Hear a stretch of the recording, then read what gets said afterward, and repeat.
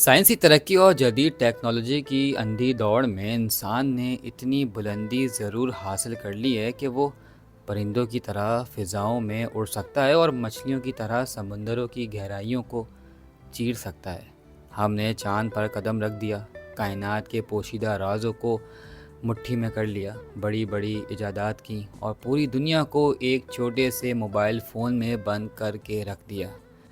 लेकिन इस सारी मादी तरक्की का सबसे कड़वा और तकलीफ़देह सच ये है कि हमने वो बुनियादी बात ही भुला दी जो हमें अशरफुल मखलूक़ात बनाती है, यानी ज़मीन पर एक दूसरे के साथ इंसानों की तरह अमन, तमीज़ और मोहब्बत से कैसे रहना है।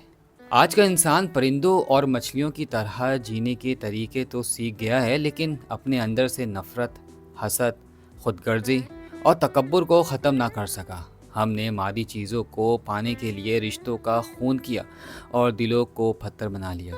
इंसानों की तरह रहने का असल मतलब ये है कि हमारे अंदर आजिज़ी हो, दूसरों के दुख दर्द का एहसास हो, लहजे में नरमी हो और आपस में बात करने का सलीका हो। जब तक हम एक दूसरे का एहतराम करना और इंसानियत की कदर करना नहीं सीखेंगे, हमारी ये तमाम तर साइंसी तरक्कियाँ, डिग्रियाँ और ऊंचे ओहदे बिल्कुल बेमायने हैं।